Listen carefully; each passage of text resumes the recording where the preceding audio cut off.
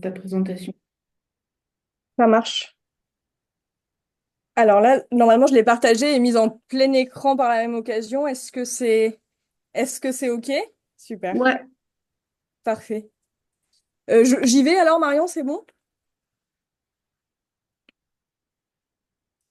Je vous remercie tout d'abord et je remercie les organisatrices de ce séminaire de m'avoir conviée à y participer. Comme Marion vous l'a indiqué, je suis actuellement en postdoc sur un projet qui concerne toujours les enfants, mais qui traite avec des sociologues. C'est un projet collectif sur leur sens de la justice et de l'injustice. Donc, c'est pas exactement ça dont je vais vous parler, mais je vais vous parler du travail que j'ai réalisé en thèse que j'ai soutenue à la fin de l'année 2022. Et je vais plus précisément me focaliser donc sur les liens entre représentation du monde et mobilité. Je voulais d'abord commencer par faire un petit point de cadrage avec vous sur l'importance de l'enfance, tout d'abord, en sciences sociales de manière générale et pour les géographes en particulier. L'enfance qui est une période clé, à la fois dans la construction des représentations et des pratiques de manière générale, dans la construction des rapports à l'espace en particulier, et encore plus précisément, comme l'a bien montré la littérature, dans la formation des rapports aux mobilités. C'est effectivement un moment charnière qui a souvent été souligné entre acquisition progressive d'une forme d'autonomie dans les mobilités et une dépendance à cet âge-là toujours importante aux spatialités adultes.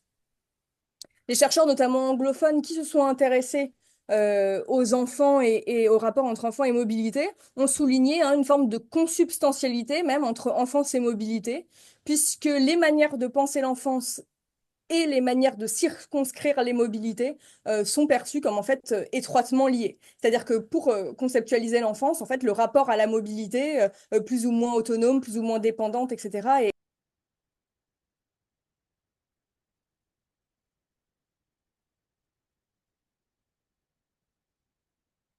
d'emblée, il faut toutefois d'emblée souligner. Alors, je crois que les autres font quelque chose avec mon micro.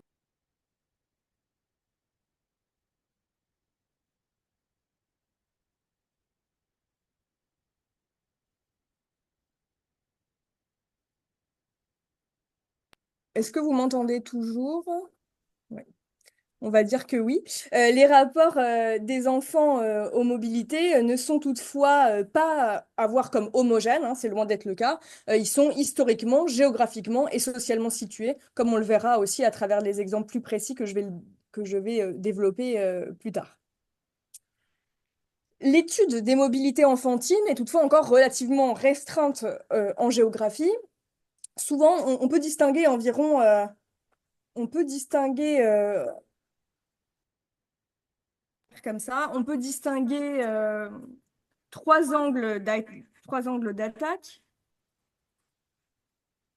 Euh,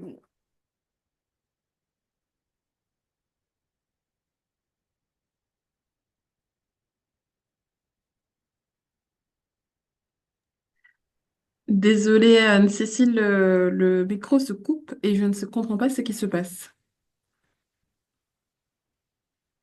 Alors, oui, enfin, alors, c'est pas moi qui touche à quoi que ce soit. je Je suis regarde, il y a désolée, des messages qui c'est... apparaissent qui me disent l'autre coupe votre micro.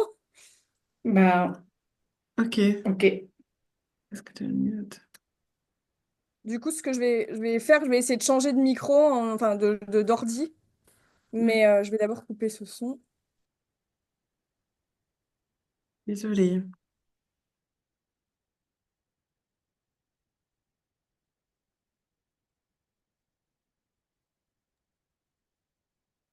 On va essayer avec ce micro, du coup, en espérant que ça fonctionne.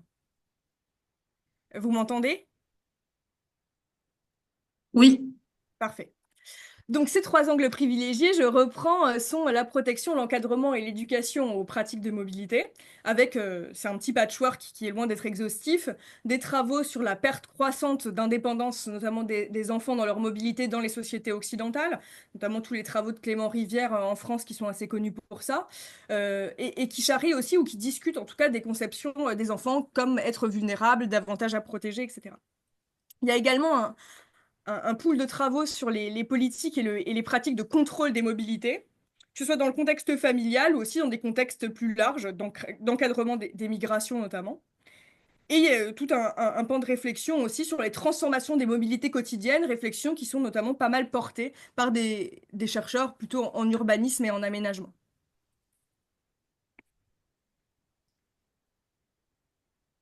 Ce qu'il faut souligner aussi quand on fait un peu un état de ces travaux-là, c'est qu'il y a une certaine marginalisation du point de vue des enfants eux-mêmes sur leur pratique des mobilités ou sur leur représentation des mobilités, avec toutefois des exceptions récentes notables sur les pratiques de déplacement propres aux enfants, sur leur stratégie de négociation et leur inégale agentivité ou capacité d'action dans la gestion de leur mobilité, ou plus précisément encore sur les manières dont certains enfants peuvent vivre des situations de migration ou leur mobilité dans des pays d'accueil.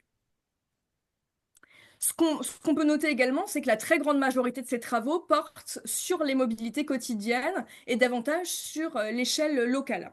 Et ce, malgré des appels récents hein, de chercheurs, notamment spécialistes dans le monde anglophone des enfants et des mobilités, des appels récents pour élargir la focale et prendre en compte une diversité de niveaux scalaires dans l'appréhension des mobilités enfantines, hein, du jardin au monde, pour reprendre l'expression de Christensen et de Cortés Morales.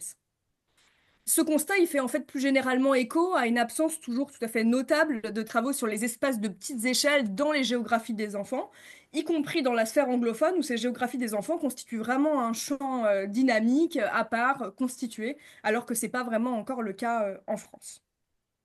De même, hein, ces chercheurs anglophones soulignent qu'il y a d'autant plus nécessité ou intérêt, en tout cas, à prendre en compte ces espaces de petite échelle que les enjeux et processus globaux affectent en fait durablement et au quotidien les vies des enfants et donc, ce faisant, leur mobilité.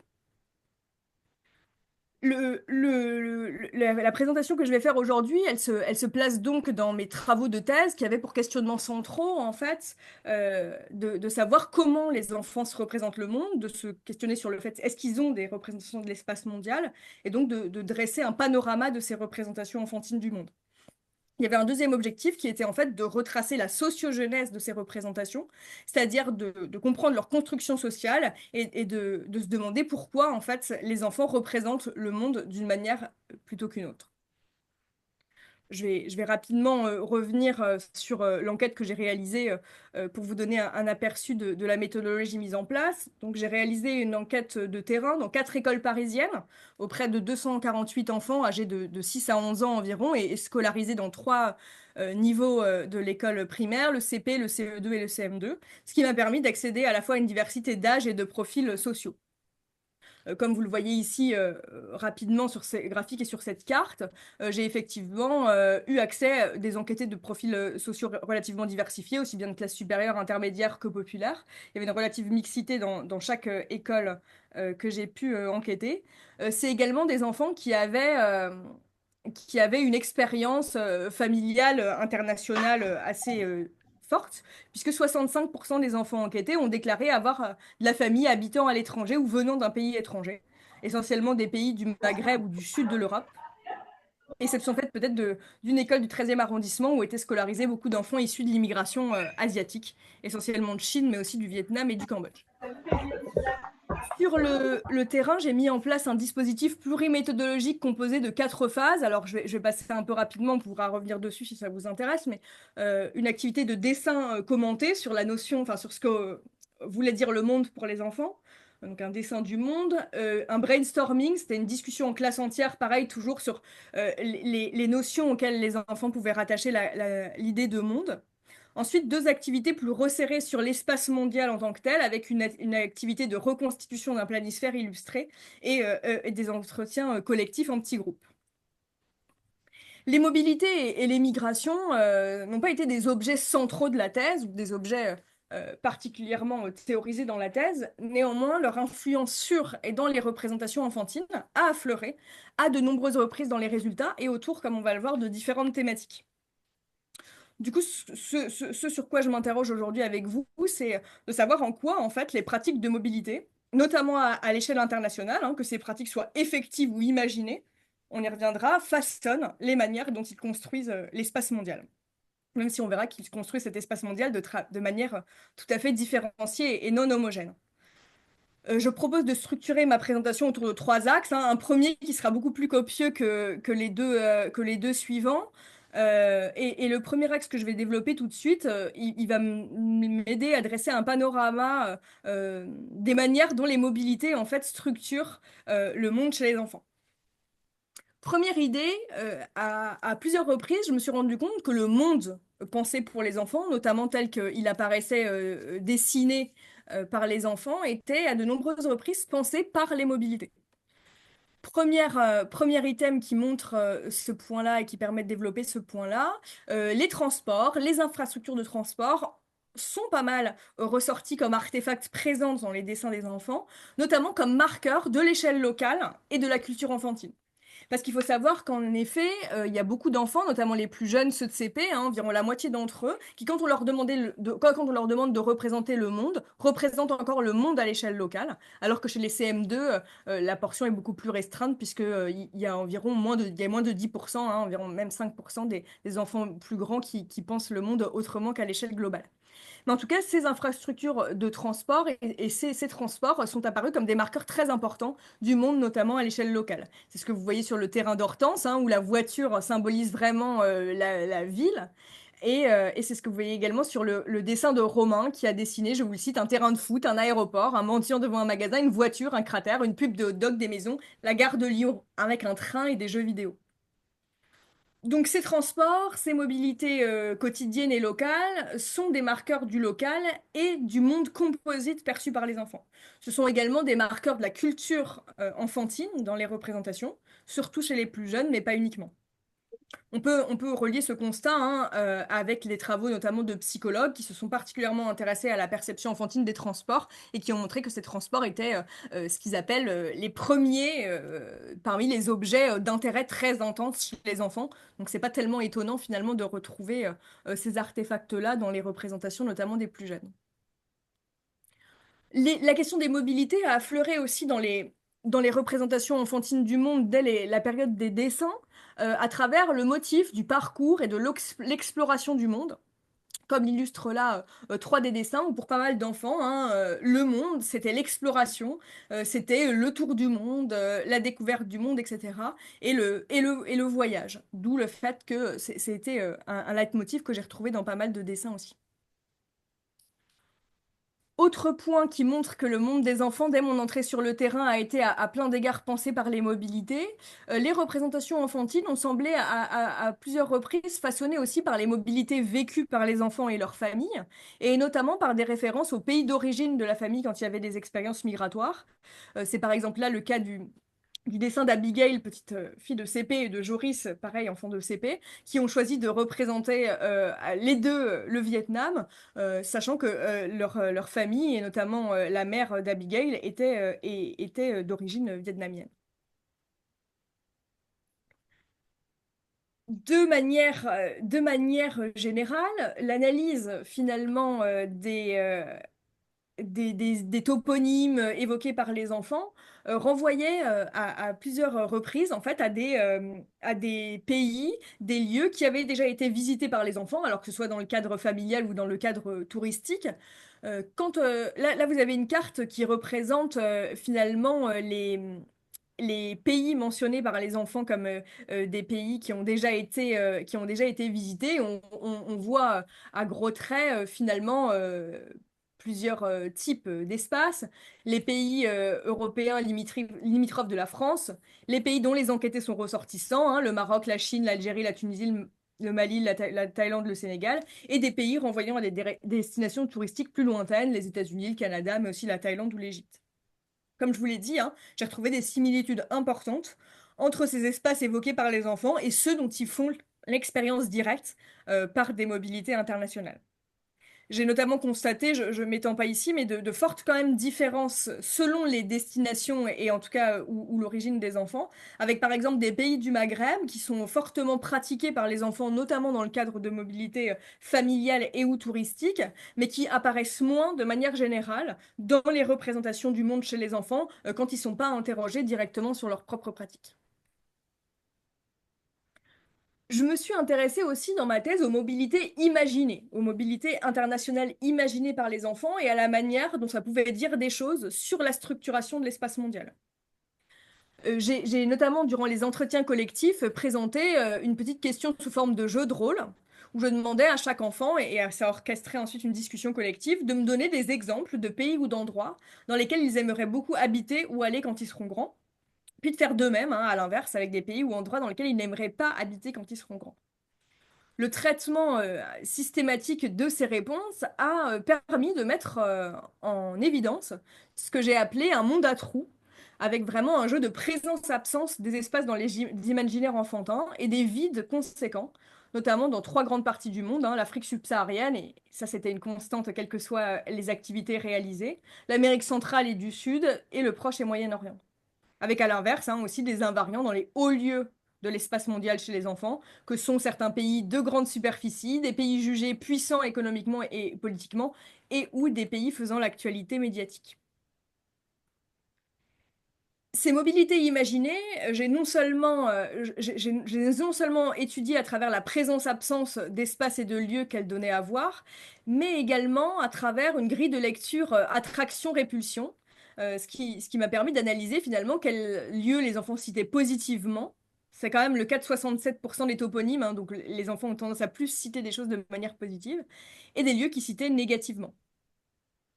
On observe un socle commun d'espaces qui sont cités à la fois positivement et négativement. C'est par exemple le cas de la Chine, des États-Unis ou de l'Australie.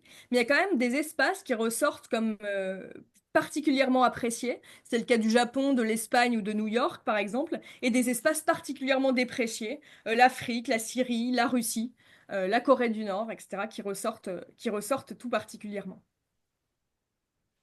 Je me suis aussi intéressée finalement aux logiques avancées par les enfants eux-mêmes pour justifier leur choix de mobilité imaginée, qu'elle soit répulsive ou attractive. Ces principaux arguments sont tout d'abord liés à la nature et à l'environnement, avec des arguments qui ont trait au climat et notamment qui mobilisent la dichotomie chaud-froid, des arguments qui mobilisent la présence et l'absence de certains animaux, avec des pays comme l'Australie qui font particulièrement peur parce que, je cite, il y a trop de bêtes, des guêpes, des mouches, des migales, etc. Et enfin, des questionnements liés aux questions environnementales et aux risques naturels, et notamment hein, la pollution a particulièrement servi aux enfants pour déprécier des villes comme Pékin ou la Chine en particulier. Autre type d'arguments mobilisés, les arguments qui ont trait à la géopolitique et aux relations internationales, avec des arguments qui faisaient référence à l'actualité géopolitique et aux conflits contemporains au terrain, hein, avec des enfants qui ne veulent pas aller en Syrie, en Turquie, etc. Plus généralement, je cite, là où il y a des dictateurs, là où il y a des terroristes. Des références au terrorisme, donc plus précisément, qui ont été régulièrement mobilisées. Il y a aussi également des références à des personnalités politiques. Alors, à l'époque du terrain, 2017-2018, c'est déjà Donald Trump qui cristallisait beaucoup de tensions. Je fais l'hypothèse que ça risque de revenir et qu'on risque de retrouver ça si on fait un terrain un petit peu similaire l'année prochaine ou dans les années à venir, avec justement les États-Unis, hein, qui, comme je vous l'ai dit, sont à la fois un espace très attractif encore chez les enfants, notamment la ville de New York, mais qui en même temps sont assez répulsifs, notamment du fait de la présence de Donald Trump et de l'autorisation des armes à feu. Ces mobilités imaginées et leur analyse, y compris l'analyse de la justification apportée par les enfants, elle est assez utile parce qu'elle témoigne tout d'abord de l'existence chez eux d'un sens politique et social qui leur est en fait souvent dénié. Ces analyses, elles rendent également compte de mécanismes de hiérarchisation entre les espaces qui sont intégrés dès l'enfance, avec des espaces qui sont jugés plus repoussoirs, moins développés, hein, plus coupables notamment de polluer la planète, comme je vous l'ai dit, ou plus dangereux que d'autres.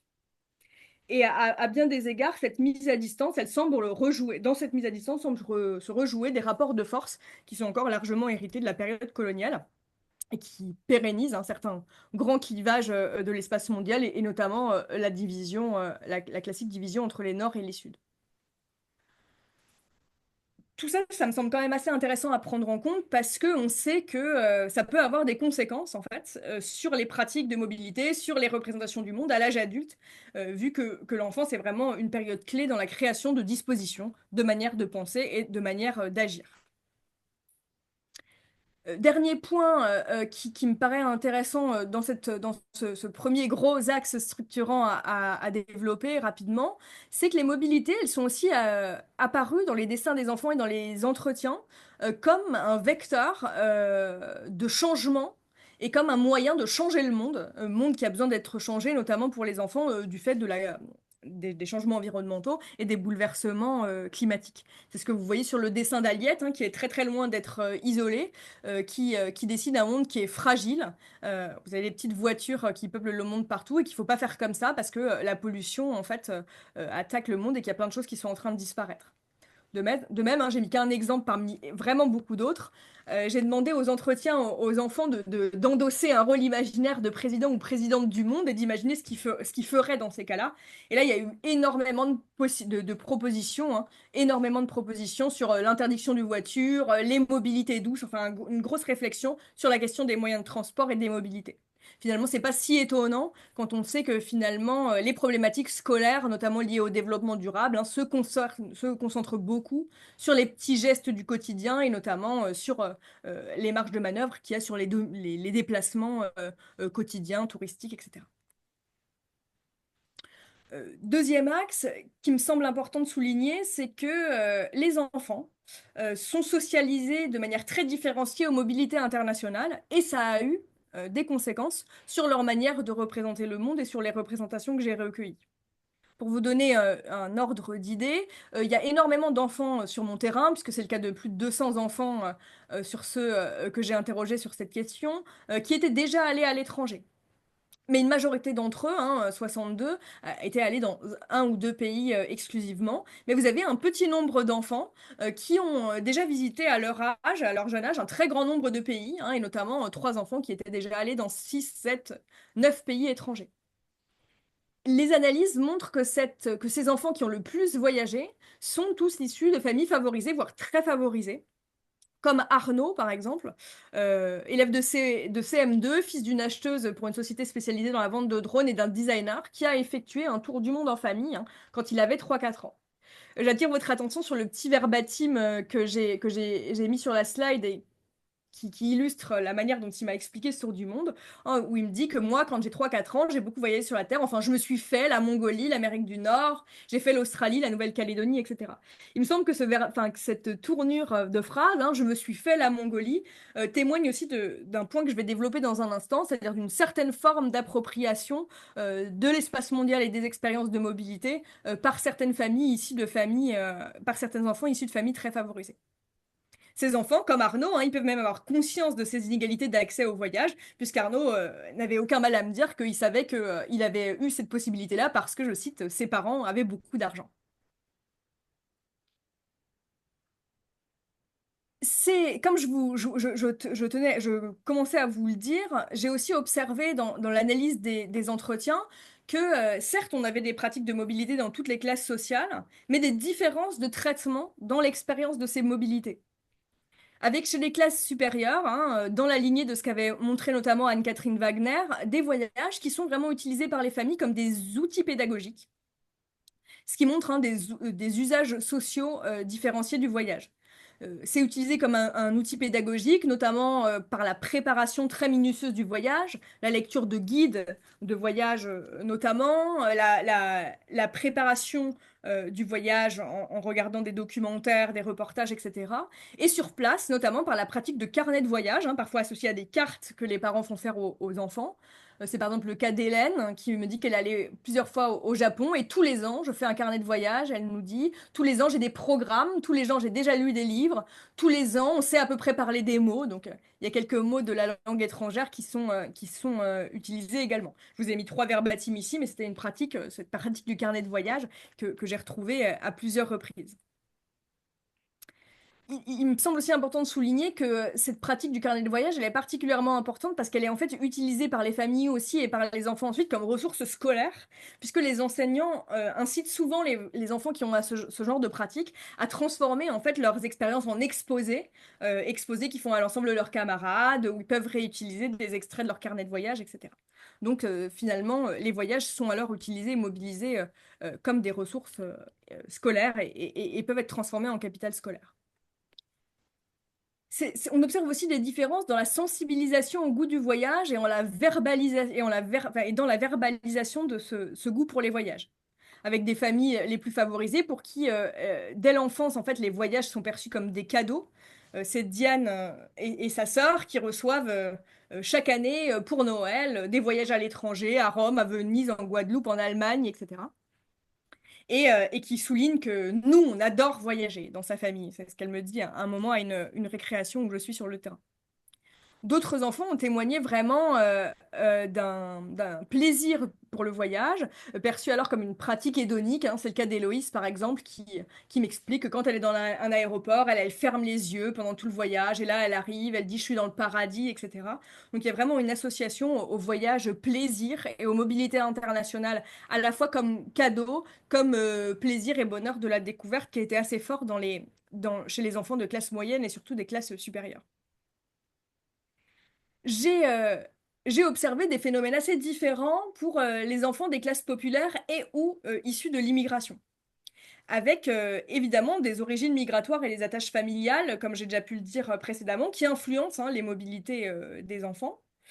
Avec des enfants, tout d'abord, dans un premier temps, tout simplement, qui vont tous les ans, voire plusieurs fois par an, dans leur pays d'origine ou celui de leurs parents. Donc cette finalement appartenance diasporique, hein, comme l'explique Jennifer Bidet et Lorraine Wagner, sont des moteurs de déplacement touristique pour les familles. J'observe là encore des différences dans le traitement et l'expérience du voyage, avec notamment, y compris chez ces enfants-là, une distinction assez marquée entre ces voyages vers le pays d'origine et des voyages dans d'autres pays.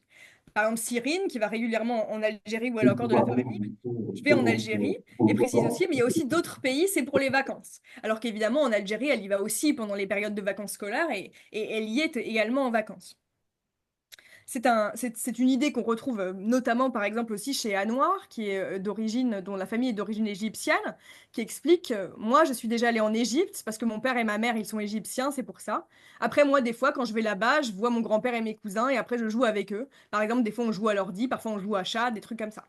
Donc, on observe que pour ces enfants-là et dans ces familles-là, le voyage est plus perçu comme une transposition, en fait, des pratiques ordinaires, en l'occurrence dans un pays étranger.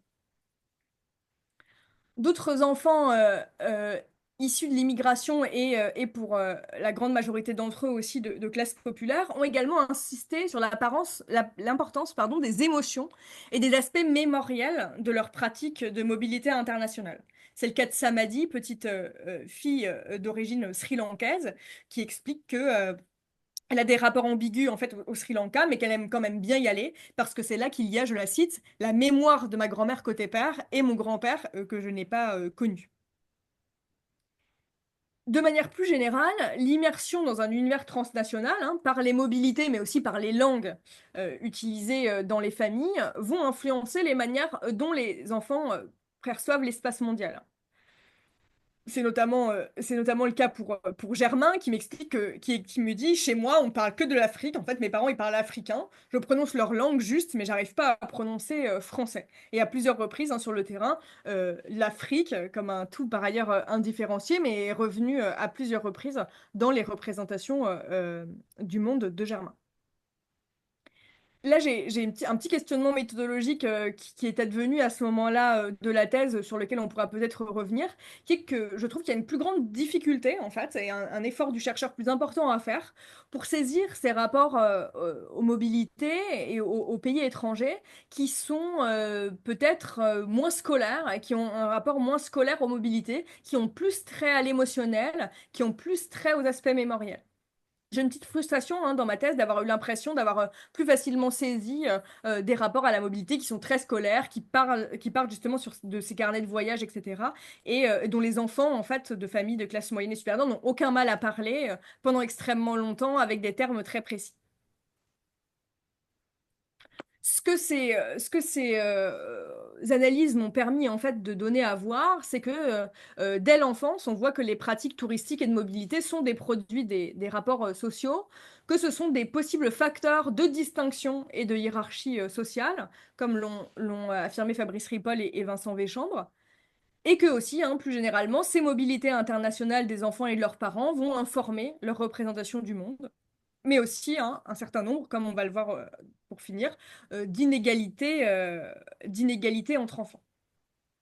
Donc, il me semble que dès l'enfance, en fait, cette mobilité, elle peut être perçue comme une dimension spatiale du capital culturel. Et c'est ce que je disais tout à l'heure à travers l'exemple de la transformation, en fait, des pratiques de voyage en capital scolaire. Dernier point que je voudrais aborder avec vous, c'est la manière dont les trajectoires de mobilité des enfants et de leurs familles vont jouer un rôle dans la construction du rapport à soi et aux autres. J'ai mis un point d'honneur durant mon enquête de terrain à prendre en compte aussi le processus de socialisation hein, que j'ai étudié, on n'a pas eu l'occasion d'en parler d'ici, mais que j'ai étudié en prenant en compte l'influence de la famille, de l'école, des médias, etc. Mais j'ai aussi étudié ce processus de socialisation en train de se faire, donc par et entre pairs, dans le moment de réalisation des activités et dans le moment de construction de ces représentations sur le terrain. J'ai donc analysé les interactions entre les enfants et fait un travail d'analyse conversationnelle sur les interactions observées et enregistrées. Observer ces interactions, hein, de manière générale, elles donnent à voir tout d'abord l'influence des pairs dans la construction des représentations enfantines, que ce soit par le mimétisme, le partage de certaines références communes le plaisir du jeu du langage, mais aussi hein, par des différenciations entre enfants et des inégalités dans les manières de pouvoir exprimer ces représentations et dire le monde. On verra que le langage a parfois été utilisé comme un moyen de domination hein, par certains enfants sur d'autres. Tout d'abord, première modalité que je voudrais mettre en lumière ici, euh, mettre en avant certaines expériences de mobilité ou certains espaces a été l'occasion pour les enfants de se placer et de se valoriser socialement. Ils ont donc utilisé l'interaction, si vous voulez, pour satisfaire certains de leurs intérêts. C'était le cas, par exemple, de Madiba, qui, lors de l'activité de reconstitution des planisphères illustrés, a voulu coller toutes ces petites photographies, comme il le dit, je mets presque tout en Afrique, même les trucs froids, même les trucs chauds, même les trucs tièdes. D'autres enfants hein, qui ont saisi les activités pour valoriser des espaces chers à des amis à eux et ainsi renforcer leurs réseaux amicaux. Avec par exemple Arnaud qui dit que il adore aller au Japon ou en Australie, après il change ah non le Japon, au lieu du Japon je préfère la Thaïlande et Alexis, hein, son camarade présent dans le groupe et d'origine thaïlandaise, lui dit merci Arnaud et c'est dans ces activités-là que j'ai pu observer en fait plusieurs stratégies à la fois pour se placer soi-même ou pour valoriser des camarades et ainsi renforcer des liens d'amitié durant la réalisation des activités.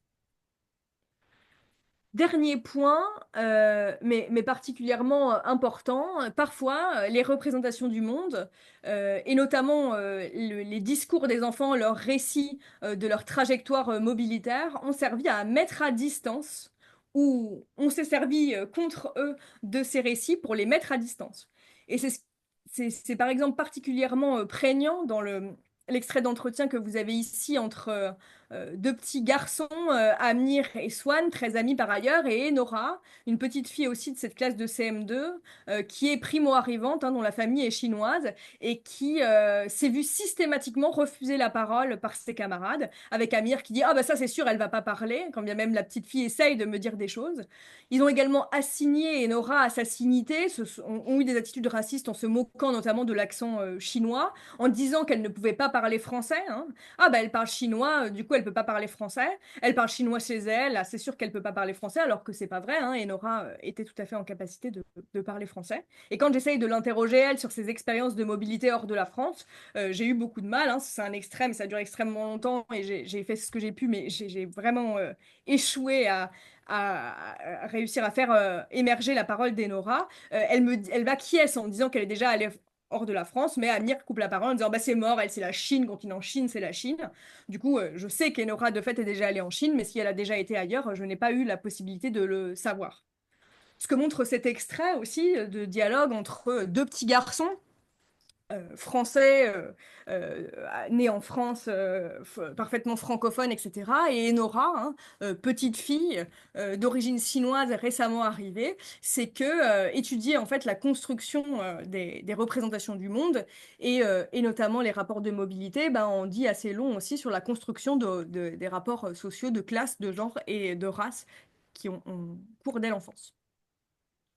Pour conclure, je dirais simplement que la thèse, de manière générale, et sur les mobilités en particulier, a montré que l'enfance était vraiment, et la socialisation primaire était vraiment un des moments clés, en fait, pour comprendre l'incorporation de dispositions relatives à la mobilité. Et on observe en fait des trajectoires mobilitaires à l'échelle internationale chez les enfants, hein, de tout type d'origine sociale dès l'enfance. Et ces trajectoires, elles influencent leur représentation du monde. Étudier les mobilités imaginées des enfants en particulier, ça a permis de donner à voir un espace mondial qui était déjà structuré et hiérarchisé. Et plus généralement, hein, j'ai pu observer que les rapports au monde des enfants sont largement construits par leur socialisation au et par les mobilités. Par exemple, hein, la socialisation à certains types de mobilité va influencer leur représentation de l'espace à différentes échelles, mais les enfants sont aussi faits par leurs expériences de mobilité qui influencent leur rapport à soi et à autrui, et ils sont également faits par le regard porté par les autres, comme on l'a vu avec Enora, sur leur propre trajectoire. Donc, ce qui me semble particulièrement important à souligner pour conclure, c'est que ces mobilités, en fait, elles révèlent, mais elles produisent aussi des rapports de pouvoir et des inégalités qui structurent dès l'enfance le monde spatial et social. Je vous remercie. Merci beaucoup, Anne-Cécile, pour cet exposé. Nous avons 20 minutes de questions par rapport à ce qui vient d'être présenté. Ah oui, il y a la question de Claire déjà dans le chat qui Ouais. demande, n'y a-t-il pas aussi des pays imaginaires qui sont représentés? Est-ce que ces pays imaginaires ont directement été écartés de l'analyse? Euh, je vous remercie pour cette question. Non, ils n'auraient pas été écartés de l'analyse s'ils étaient advenus. Non, des pays imaginaires aux noms complètement inventés, aux toponymes fantastiques, etc., j'en ai pas eu. Par contre, ce qui est arrivé à plein de reprises, c'est que au sein de représentations, de discours, de récits, que ce soit sur les mobilités ou le monde de manière plus générale, euh, ces représentations-là, elles ont parfois été ponctuées, notamment par les enfants les plus jeunes, de petits éléments imaginaires, de petits artefacts imaginaires et ludiques qui étaient mobilisés ici ou là. C'est-à-dire que on racontait quelque chose de très sérieux sur tel ou tel espace du monde, etc. Et puis d'un coup intervenait, hein, c'est une vraie histoire, des pizzas au saumon volantes ou enfin ce genre de choses, mais c'était essentiellement dans le plaisir du jeu et dans les interactions collectives pour amuser les camarades. Mais il n'y a pas eu de vrais espaces complètement inventés et complètement imaginaires et créés par les enfants de toutes pièces.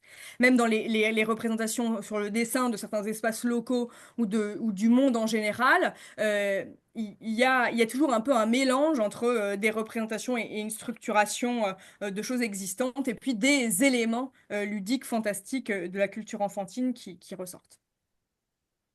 Merci. Et on a Leslie qui pose une question. Peut-être vous voulez dire votre question oralement, Leslie? Oui, vous m'entendez? Ouais, Oui, tout à fait. super. Merci beaucoup pour cette présentation. Euh, oui, j'aurais plein de questions, mais je vais plus en poser une.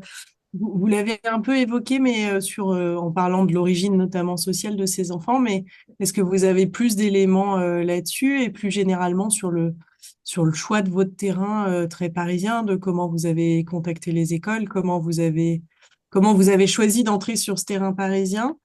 Et voilà, est-ce que finalement, alors, j'imagine que la réponse est un peu oui, mais peut-être en prolongement, est-ce que vous envisagez d'autres terrains pour prolonger ces travaux doctoraux très conséquents, hein, voilà, mais est-ce que ça et du coup le fait d'avoir d'autres terrains, peut-être plus en banlieue, périurbains, voire même ruraux, pourrait changer ces représentations, ou est-ce que vous avez déjà des éléments là-dessus? Voilà, merci. Merci beaucoup pour cette question. C'est vrai que les choix des terrains sont à la fois guidés par des questions scientifiques et puis sont toujours accompagnés de tout un tas de renoncements et de choses qu'on aimerait prolonger, tout à fait. Alors, effectivement, hein, j'ai pris en compte le fait que le terrain était très parisien dans les analyses et dans la thèse. Euh, un exemple qui me vient tout de suite, c'est que j'ai dû faire un petit encadré, notamment dans la thèse, qui s'appelle Les enfants parisiens sont-ils de gauche? Parce que dans l'analyse des manières dont les enfants exprimaient les enjeux globaux, il y avait beaucoup en fait de représentations extrêmement humanistes, sensibles à l'environnement, etc. représentations que je n'avais pas forcément retrouvées dans mes travaux de master, qui portaient déjà sur des questions similaires, mais qui ont été réalisées pour le coup dans d'autres contextes géographiques, en l'occurrence en Alsace, dans la région mulhousienne. Où on voyait effectivement des représentations relativement différenciées qui émergeaient. À la fois une structure commune qui permet de dire qu'il y a tout un tas d'éléments structurants qui ont été montrés qui sont pas uniquement l'apanage du coup du contexte géographique, mais davantage du contexte social, de l'influence de l'institution scolaire, etc. Mais de fait, le contexte géographique à plein d'endroits aussi apparaît comme effectivement structurant de certaines représentations et je m'y suis intéressée et j'en ai tenu compte. C'est toujours quelque chose qui m'anime aujourd'hui. Par exemple, dans le projet sur lequel je travaille actuellement sur le sens de la justice, on a effectivement des terrains qui s'étendent notamment dans le nord de la France, d'espaces tout à fait ruraux à des espaces plus centraux de l'île. Et effectivement, hein, même sur le sens de la justice, on commence, alors c'est vraiment tout à fait exploratoire comme analyse, mais on commence aussi à voir des différences émerger. Si j'ai l'occasion de le faire, je m'intéresse aussi de plus en plus aux questions de représentation, alors enfantine, mais pas que, liées aux enjeux environnementaux oui, aux enjeux environnementaux parce que ça a affleuré en fin de thèse. Et j'aimerais bien là faire une comparaison qui reprend certains terrains que j'ai déjà fait à Paris et en France et d'élargir des comparaisons notamment avec Saint-Louis au Sénégal, vu que j'ai des écoles là-bas avec lesquelles je pourrais avoir un partenariat. Mais bon, ça, c'est pas, ça se fera pas encore incessamment sous peu. Mais ce sont des choses qui m'intéressent d'après les éléments que j'ai déjà eus, oui, oui, ça joue aussi tout à fait. Pas en tout, mais à plein d'égards, cette dimension spatiale et le contexte géographique jouent un rôle aussi. Merci pour la question. Et on a un pouce levé de Louise. Je ne sais pas si c'est une demande pour poser une question ou c'est juste une réaction. Ok. Bon, moi, j'avais une petite question. Oui, J'étais en train de m'interroger. J'ai été marquée par le verbatim de Arnaud qui oui, dit si j'ai pu faire tous ces pays, c'est m'approprier tous ces espaces-là, c'est parce que mes parents avaient beaucoup beaucoup d'argent. d'argent. Mm. Donc en fait, je me demande au fait si cette recherche permet aussi de mettre en lumière au fait à quel moment ce déclic des privilèges arrive chez les enfants. Quand est-ce qu'ils s'en rendent compte finalement que au fait le fait d'aller visiter tous les pays, c'est pas le commun, c'est pas quelque chose de commun en tout cas dans un système de mobilité. Alors, je pense qu'il n'y a pas une manière de répondre à la question, étant donné que je pense que ça reste extrêmement différencié, mais comme ce serait différencié chez les adultes, je pense, qui est que, et parfois je pense que ça n'arrive jamais, la conscience de ses privilèges, ou en tout cas, enfin, pas spécifiquement comme ça. C'est ce que je vois aussi sur le terrain qu'on fait sur la justice, parce que là, pour le coup, les questions de justice et d'injustice ont beaucoup trait à cette question des privilèges et qui sont les privilégiés, est-ce qu'on est soi-même privilégié? Et là, je vois assez, entre guillemets, assez bien que certains enfants en ont conscience et d'autres beaucoup moins, et que c'est pas tant finalement une question c'est pas qu'une question d'âge en tout cas, c'est aussi une question de socialisation plus généralement.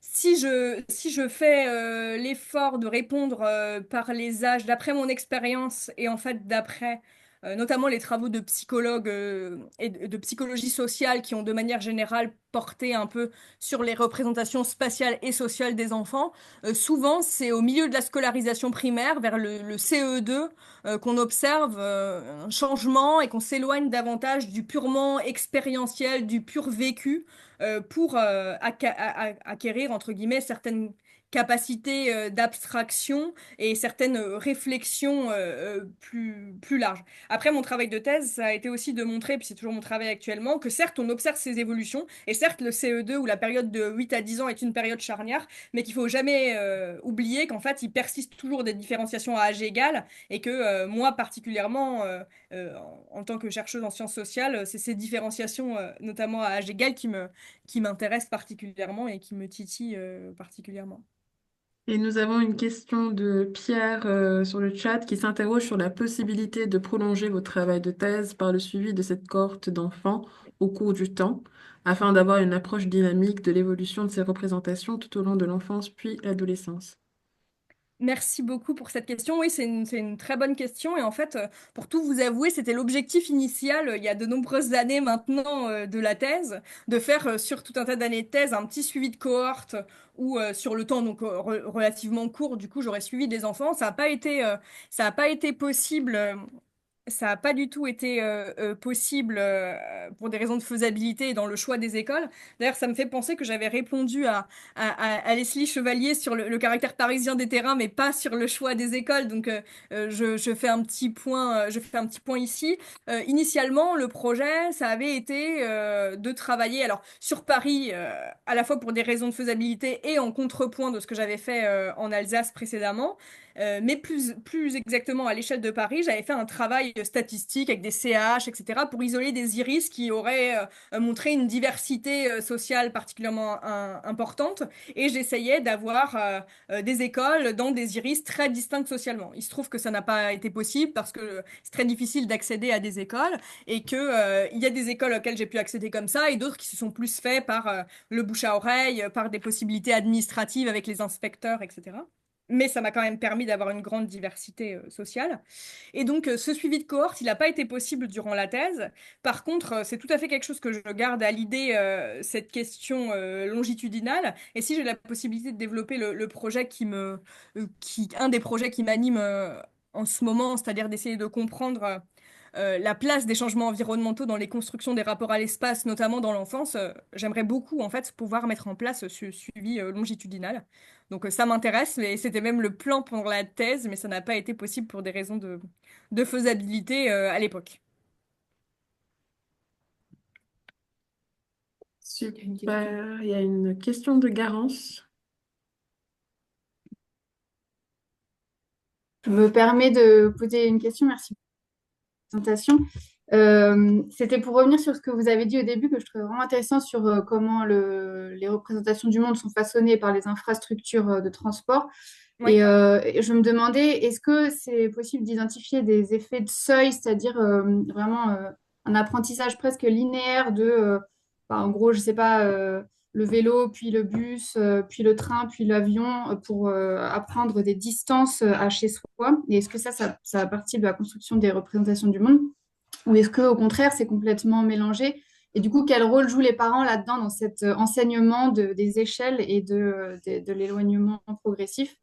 Je pose la question parce que moi, j'avais en tête que quand j'étais petite, juste partir de chez moi, c'était déjà partir de la France. Enfin, j'avais l'impression que la France, c'était mon appartement, quoi. Donc, je me demande à partir de quand on construit ces effets de seuil.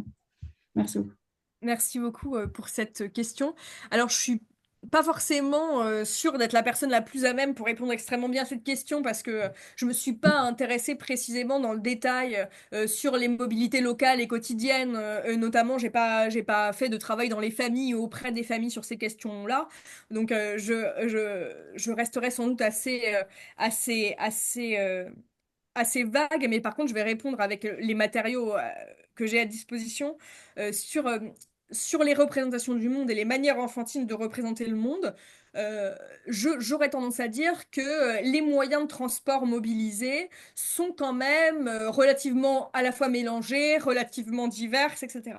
Avec parfois, pour aller dans le sens de votre anecdote, des formes de confusion dans les types de moyens qui peuvent être utilisés, notamment par les plus jeunes, pour accéder à tel type d'espace ou à tel type de distance. Du type, ah mais moi ce que j'adorerais faire, c'est aller en Australie à vélo, enfin, ou ce genre de choses. Et des discussions qui sont nées à ce moment-là sur bah, finalement quel type de moyens de transport peuvent être appropriés pour accéder à tel type d'espace et qui témoignent en fait d'un rapport à la distance qui est encore peu cristallisé notamment chez les plus jeunes, et qui là aussi hein, se cristallise au fur et à mesure de l'avancée en âge et de la montée et de l'avancée de la scolarisation primaire. J'aurais J'aurais tendance à penser que sur mon terrain, à partir du CE2 et notamment chez les CM2, il n'y avait plus ce genre de confusion et qu'il y avait même des discours tout à fait construits hein, sur les différents types de modes de transport à disposition et notamment des réflexions sur l'échelle locale qui avaient trait aux moyens de déplacement à utiliser ou non pour être écologiquement vertueux. Ce que j'ai dit, ce que j'ai fait, enfin, rapidement, pardon, esquissé. Donc, je dirais plus qu'à partir de mes matériaux, moi, c'est ça que j'ai pu constater. Mais une fois de plus, moi, je me suis pas intéressée, on va dire, dans le détail et j'ai pas creusé la question de leur mobilité à l'échelle locale, quotidienne, domicile-travail, etc. Donc, ce serait ce serait tout à fait à faire. Et je sais il y a des, notamment des mémoires de ma sœur euh, avec lesquelles je suis en lien qui traitent un peu plus de cette question et des rapports enfantins, notamment au rapport à la distance domicile-école, qui je pense peuvent donner des choses intéressantes. Il y a une question de Nicolas. Oui, bonjour. Merci beaucoup pour cette présentation et pour vos recherches qui sont très intéressantes. Euh, j'ai une question, ça revient sur ce que vous avez dit tout à l'heure concernant, alors je ne sais pas si c'est les représentations de mobilité des enfants. Vous parliez de frustration liée à, comment vous avez dit ça, liée aux pratiques scolaires, donc les pratiques de carnet de voyage, etc., par rapport à des Mhm. pratiques ou des représentations, je suis pas sûr, euh, émotionnelles de mobilité. Et j'aimerais bien, si vous avez le temps, que vous reveniez un peu sur cette question-là et sur quelles étaient les frustrations en l'occurrence et sur cette idée de représentation ou de pratique émotionnelle de la mobilité qui me semble intéressante. Et puis, je dois aussi, d'un point de vue programmatique, je remercie les organisatrices de cette réunion et juste pour vous dire prévenir que je devrais partir pour la seconde séance, j'ai un rendez-vous tout à l'heure. Donc voilà, merci. Je vous remercie pour votre question. En fait, cette frustration dont j'ai parlé, elle est vraiment née il y a quelques années maintenant, quand j'ai commencé à analyser et à mettre en forme et à interpréter les résultats que j'obtenais à partir de l'analyse de mes matériaux. Et en fait, je me rendais compte, mais je m'en étais un peu aperçue aussi dès le master quand je travaillais sur des choses un petit peu similaires, que dans les résultats et le traitement des résultats, euh, il y a beaucoup de place qui était en fait accordée aux représentations du monde et notamment sur la question des pratiques de voyage et des pratiques de mobilité internationale, qui avait beaucoup de place qui était faite aux pratiques, mais aussi aux représentations de leurs pratiques des enfants de classe moyenne et supérieure. Et en fait, ça m'a quand même un petit peu interrogée. Alors je me suis dit, mais en fait, il y a deux possibilités. Soit de fait, il n'y a que ou presque que eux qui ont ces pratiques-là ou qui développent des représentations, ou c'est entre guillemets moi qui m'y prends pas si bien pour observer, analyser mes matériaux et les interpréter dans mon sens. En fait, il y a sans doute un mélange des deux, mais en tout cas, au moment des analyses, j'ai pris particulièrement garde finalement à ne pas survaloriser des discours qui sont en fait plus fournis, plus construits, qui ressemblent davantage à des discours, comme je le disais, scolaires, ou qui prennent des formes davantage scolaires et qui sont en fait aussi en tant que chercheurs plus facilement accessibles et du coup plus faciles à analyser, qui renvoient aussi à pas mal de choses qui ont déjà été faites dans la littérature, hein, notamment par Anne-Catherine Wagner sur les voyages des élites, etc. Et du coup, j'ai pris garde à vraiment aller chercher aussi quels étaient du coup les marqueurs ou les ingrédients présents dans les récits sur les mobilités et les voyages à l'étranger d'enfants issus de familles moins favorisées. Récits qui étaient certes moins développés en longueur, en taille, etc., mais qui contenaient aussi des éléments particulièrement intéressants. Et c'est là qu'en fait, je me suis rendu compte que ces discours-là, qui étaient moins encyclopédiques, moins précis, parfois sur enfin souvent même sur les destinations, quand même, c'est dans des endroits particulièrement connus, bah, laisser davantage de place à la fois à l'émotion, aux pratiques ordinaires, à l'usage, à des usages et à des pratiques locales faites pendant ces voyages-là, etc. Et du coup, je me suis aussi intéressée à ça et je l'ai davantage creusé à ce moment-là. Sachant que le rapport émotionnel des enfants du coup, à l'inverse, des enfants de familles de classe supérieure existe aussi, hein, j'en ai parlé sur le côté plaisir du voyage, etc. Mais il était moins présent dans la description des lieux, dans la description des moments passés à l'étranger, par exemple, alors que chez les enfants des classes plus populaires, c'est davantage enfin, ces pratiques du quotidien et les affects ressentis pendant ces pratiques qui étaient valorisés par les enfants dans leurs récits. Hmm. Ok. Est-ce que je peux me permettre une petite suite ou un commentaire ou une question ou bien il y a quelqu'un d'autre après moi? Non, allez-y, on terminera avec ça. D'accord. Euh, je pense que ce que vous dites là est très intéressant, les affects et les liens affectifs dans le voyage. Est-ce qu'il y a ici peut-être une différenciation entre approche quasiment touristique, c'est-à-dire les parents emmènent leurs enfants quelque part et ont une relation touristique au lieu qu'ils visitent, et une approche familiale. Par exemple, je pense justement, je suis envoyé chez ma grand-mère qui habite en Thaïlande pendant quelques mois durant les vacances d'été pour connaître la famille, etc. Ce genre de choses, qui seraient deux différentes façons de considérer le voyage et aussi de les pratiquer pour Oui. les enfants. Ouais. Non, non, mais vous avez tout à fait raison. C'est ce que j'ai voulu dire aussi dans ma présentation, quand j'expliquais qu'en fait, il y a des enfants pour qui c'était même pas partir en vacances que de retourner dans leur pays étranger, parce que précisément, c'était pas vécu comme des mobilités touristiques, et Hmm. que précisément, dans le cadre de ces mobilités internationales familiales, la plupart du temps, en fait, on a une transposition de la vie quotidienne dans un pays étranger et pas du tout, en fait, spécifiquement l'impression de vivre une expérience touristique telle qu'on peut le vivre. Donc oui, oui, je vous rejoins parfaitement dans cette distinction, dans cette distinction. Ok, merci beaucoup. Merci beaucoup, Anne-Cécile, pour cette présentation et merci aussi pour toutes ces questions et contributions très riches. Donc, on va passer à la prochaine. Je vais laisser.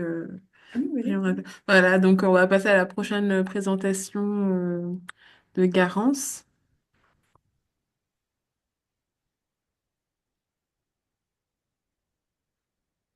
Pardon, oui, je vais juste partager mon écran. Génial. Bah, je vais vous mettre en. Alors, tac. Hmm. Ok, normalement, là, vous pouvez. Ok, alors j'arrive.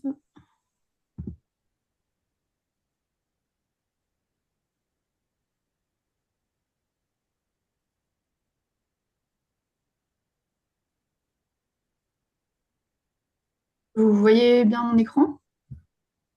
Pas Pas encore, pas encore. encore. Écoutez.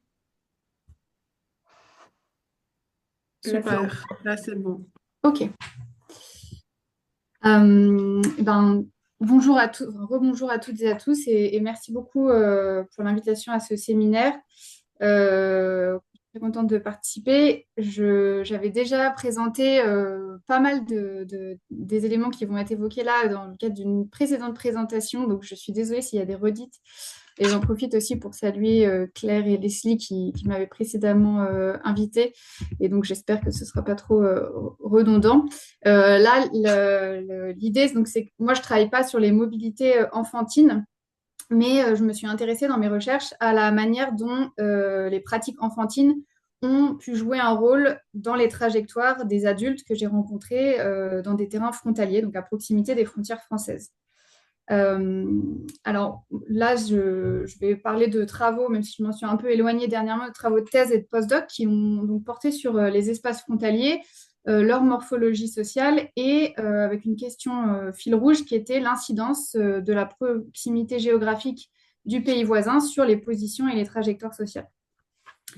Alors, ma communication, elle part d'un constat empirique très simple, hein, c'est que quand on interroge les populations, les habitants des frontières sur leur jeunesse, les adultes vont systématiquement évoquer, pour celles et ceux qui ont grandi sur place, des expériences de mobilité dans le pays voisin. Et donc, c'est la place de ces souvenirs qui m'invite à m'interroger sur le rôle que jouent les expériences de jeunesse transfrontalière dans les biographies individuelles. Sachant que, voilà, comme Anne-Cécile Haute l'a bien rappelé, il existe toute une littérature sur la socialisation à et par les mobilités. Et que là, on a des mobilités enfantines et adolescentes qui paraissent occuper une place centrale dans la construction des appartenances à l'espace local, mais aussi plus largement des représentations ordinaires sur ce qu'est l'Europe et l'international. Autrement dit, les récits d'adultes recueillis en entretien semblent fournir à première vue des indices de processus plus ou moins discrets de socialisation internationale. Ça, ce sera le premier temps de ma présentation. Mais d'un autre côté, il me semble, et c'est un peu aussi une forme d'autocritique, que à trop ranger ces expériences enfantines et adolescentes du côté des déterminants des conduites ultérieures, on risque peut-être de leur attribuer un effet mécanique et de passer à côté de leur variation sociale. Donc ça aussi, ça a déjà été souligné dans l'intervention précédente. D'une part, les mobilités, enfin, les formes localisées d'apprentissage qui se produisent à proximité des frontières, elles ne peuvent se comprendre que dans l'articulation avec d'autres logiques socialisatrices, donc liées en particulier à l'appartenance de classe, qui va déterminer à la fois des conditions pratiques de mobilité, comment on peut concrètement se déplacer, les formes prises aussi par l'encadrement parental de ces mobilités, et la perception du contexte voisin qui est transmise par les parents. Et par ailleurs, même si voilà, c'est un biais très classique et bien connu des enquêtes sociologiques, il me semble qu'il faut aussi s'interroger sur la manière dont les expériences de jeunesse sont reconstituées par les enquêtés elles-mêmes et eux-mêmes comme des étapes signifiantes du passé et comment elles servent à soutenir et justifier les positions occupées au présent. Donc voilà, c'est le deuxième temps de ma présentation sera consacré à cette modulation des socialisations frontalières par l'appartenance de classe. Alors, là, mon propos s'appuie sur deux enquêtes successives, ma thèse de doctorat et un projet de recherche qui avait été mené au laboratoire de sociologie urbaine, un projet collectif appelé les communs transfrontaliers, durant lequel j'ai pu effectuer des entretiens à la fois sur un terrain franco-belge, l'agglomération lilloise et les communes frontalières en Flandre et en Wallonie, et puis le Grand Genève sur le terrain franco-suisse. Sachant que donc, moi j'ai réalisé des entretiens biographiques, mais qu'il y a aussi eu une enquête statistique réalisée sur ces deux terrains et sur l'espace frontalier franco-espagnol, une partie du Pays Basque franco-espagnol, que là je n'aborderai pas du tout. Et dans la mesure où mes recherches ont particulièrement porté sur l'agglomération lilloise et le terrain franco-belge, vous verrez il reste quand même assez dominant dans ce que je vais dire.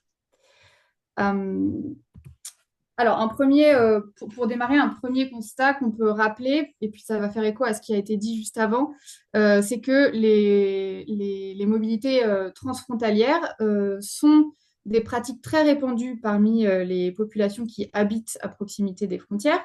Et elles ont ceci de particulier qu'elles constituent à la fois des déplacements ordinaires de proximité et des expériences internationales. Donc, dans l'enquête quantitative dont je parlais, on a pu remarquer qu'un peu plus de la moitié de tout notre échantillon déclarait avoir eu l'habitude de passer la frontière durant l'enfance.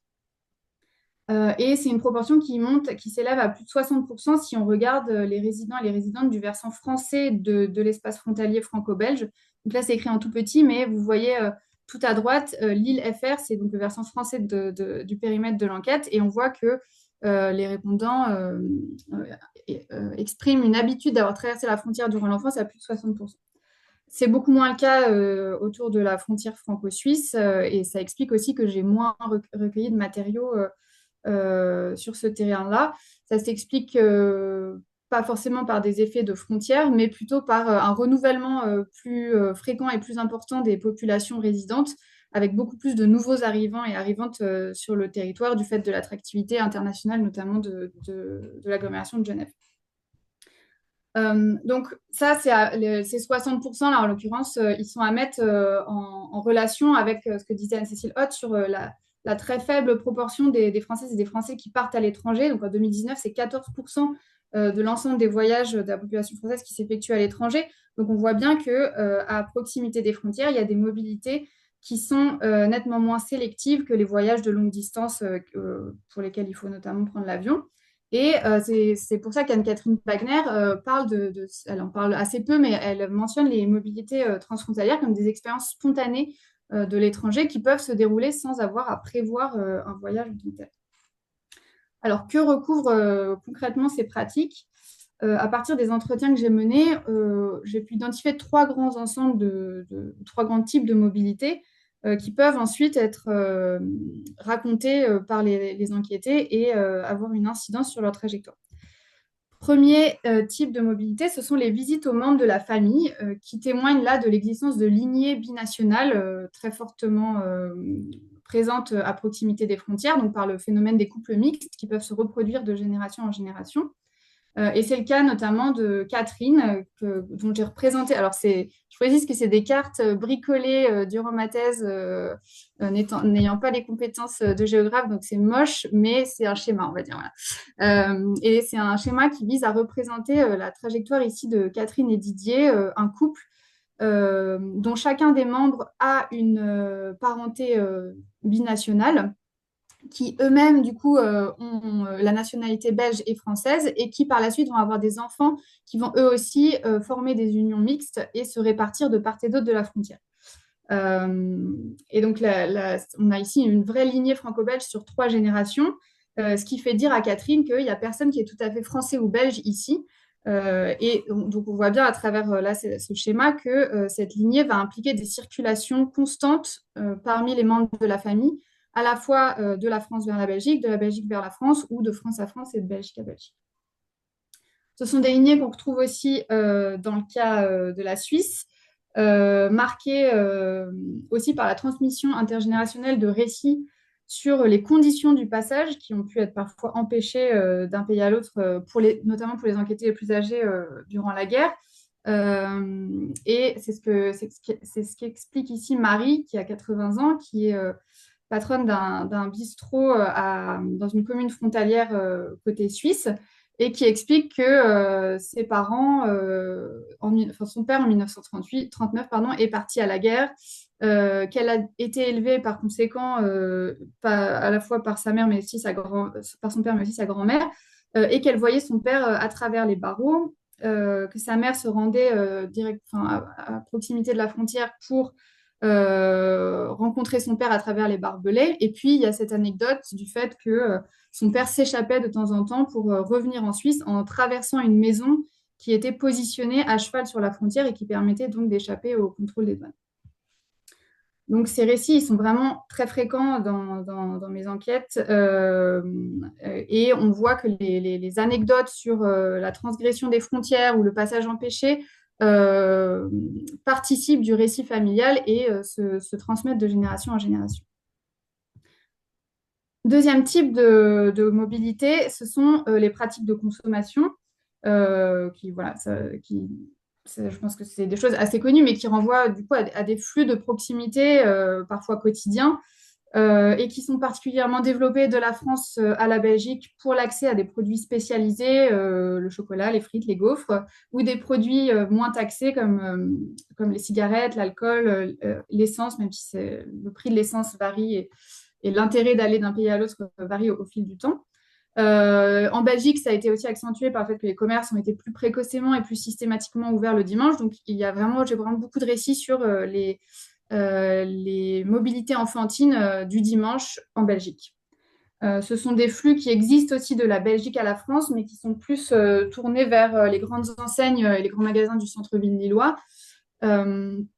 Et puis de la Suisse vers la France, on retrouve aussi ces logiques, mais dans une moindre mesure.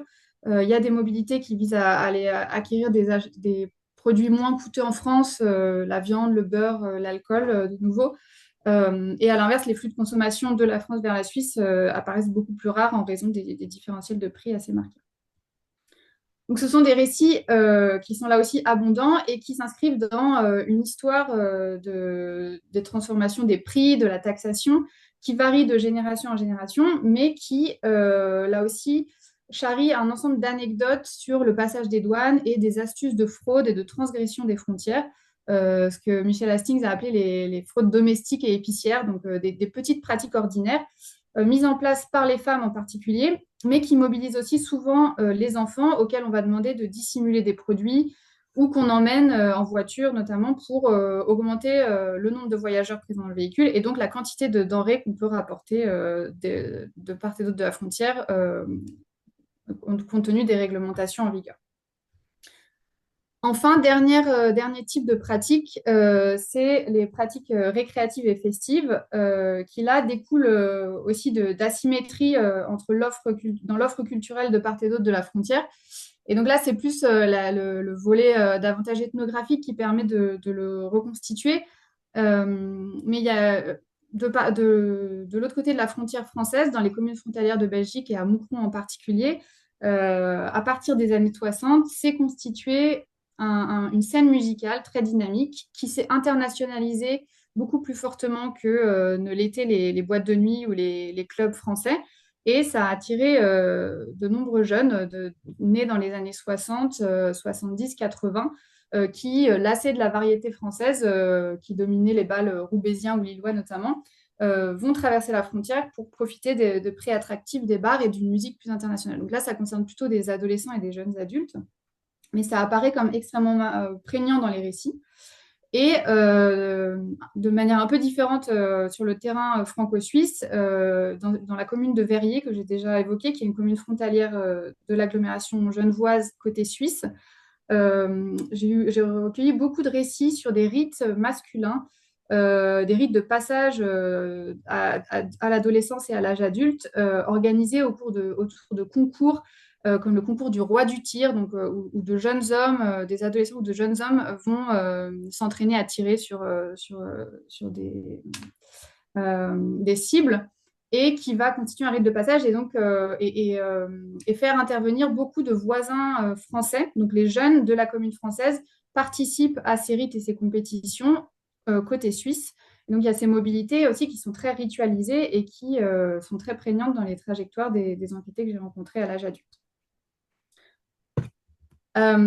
Donc la redondance de ces récits et de ces circulations enfantines et adolescentes vont doter les populations frontalières de dispositions particulières. Et ça, c'est en fait ce que racontent les enquêtés eux-mêmes et elles-mêmes. Donc là, j'ai mis 3 extraits d'entretien qui suggèrent vraiment que les enquêtés revendiquent une forme de socialisation spécifique liée à leur ancrage à proximité des frontières. Donc, par exemple, Bernard qui explique quand j'étais petit, on allait souvent en Belgique le week-end, il y avait de la musique. Et puis, ça lui fait dire, on a toujours gardé cet esprit un peu transfrontalier de passer facilement. On n'a jamais vécu la frontière comme une barrière et on a toujours eu un peu cette culture d'aller d'un côté ou de l'autre. De la même manière, Pascal, lui, va parler d'une belgitude qu'il a acquise au cours de son enfance et de son adolescence. Donc, il revendique une forme d'acculturation à la Belgique qui s'ajoute à son identité qu'il revendique comme français jusqu'au bout des ongles. Et on retrouve un peu ces logiques, même si elles sont moins fréquentes et manifestes du côté franco-suisse. Chez Martin, par exemple, qui, du coup, dans ce contexte de Verrier où il y a ces rites de passage masculins, il est né côté français, mais il a toujours fait du foot côté suisse. Et donc, il dit, j'ai grandi avec ses voisins, j'ai transpiré sous le même maillot. Et donc, là encore, il y a une forme de... Il manifeste sa proximité physique et dans l'effort avec ses voisins côté suisse. Fournissent bien des indices d'une socialisation que j'ai pu qualifier de frontalière au sens où on peut estimer qu'il y a une sociogénèse des individus qui s'opère dans un contexte à la fois local et international. Là, on peut comprendre que la famille, mais aussi les commerces, les boîtes de nuit, les friteries, les clubs de foot fréquentés dans le pays voisin peuvent être envisagés comme des instances de socialisation qui dotent les individus de dispositions incorporées pouvant prendre plusieurs formes. Ces formes, ça va être la connaissance de normes ou de rites ou des usages en vigueur dans le pays voisin. Ça va être aussi un rapport pratique à l'État, puisqu'on va apprendre à passer les douanes, on va apprendre à manier plusieurs monnaies, on va apprendre des différences dans les systèmes de prix liés à la taxation. On va éventuellement développer des dispositions à l'égard de la langue voisine, en tout cas en ce qui concerne le cas flamand, et puis des dispositions à l'égard de ce qu'est la réalité de l'Union européenne et de l'ouverture des frontières qui va varier selon les générations. Cela dit, parler de socialisation frontalière, ça fait courir le risque, comme je le disais en introduction, d'aborder la fréquentation du pays voisin comme une expérience un peu monolithique dont les effets seraient uniformes, au sens où il doterait simplement les individus d'une plus grande aisance dans le passage des frontières et d'un surplus de familiarité au regard d'habitants qui seraient arrivés plus tardivement dans ces espaces. Et puis un autre risque, mais ça que je n'ai pas complètement résolu encore, puisque de fait mes enquêtes sont concentrées sur ces terrains-là, c'est de retomber un peu sur une sorte de biais du survivant, c'est-à-dire que je ne sais pas ce que sont devenus les enfants de la frontière qui n'habitent plus dans ces espaces, que sont devenues leurs dispositions frontalières, dans quel cadre est-ce qu'elles s'activent, Est-ce qu'il ne démontrerait pas qu'en fait, il n'y a pas un effet si manifeste que ça? Donc, ça m'amène à questionner davantage la manière dont ces socialisations frontalières sont en fait travaillées par d'autres formes de socialisation davantage connues et éprouvées par la littérature, et en particulier les appartenances de classe. Donc, pour aborder ce point, je vais me concentrer sur le cas d'Amina et de Grégoire, qui permettent en fait de mettre en regard deux cas assez polarisés, mais dans lesquels je contrôle la plupart des variables, puisque Amina et Gabriel ont formé un couple, et donc j'ai l'ensemble de leur trajectoire familiale et biographique. Et ça permet de montrer, pour deux personnes qui ont grandi à la même période, dans le même territoire, comment est-ce que leur rapport à l'espace frontalier a été modulé par leur milieu d'origine très éloigné. Amina, elle est née en 1959 à Roubaix, dans le nord de la France, donc dans l'agglomération lilloise, d'un père ouvrier et d'une mère qui a travaillé comme nourrice.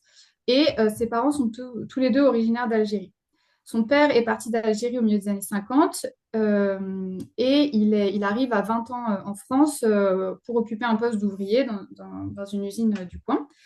Et puis quelques années plus tard, il va être rejoint par Mouna, la mère de Amina, avec qui il va épouser et avec qui ils auront 6 enfants.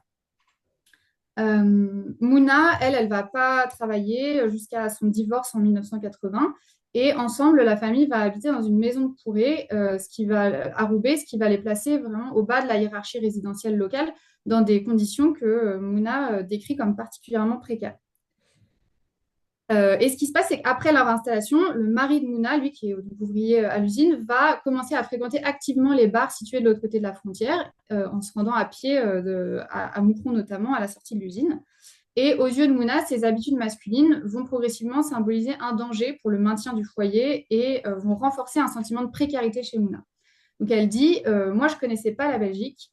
Là oui, maintenant elle connaît, ça j'y reviendrai. Mais elle disait, dans le temps, non, je savais que c'était la Belgique, mais je savais que ce n'était pas un endroit pour moi. C'est vrai que toutes les femmes dans la courée disaient, oh, moi, mon mari, il est parti, il n'est pas rentré cette nuit, il est parti en Belgique, il a découché.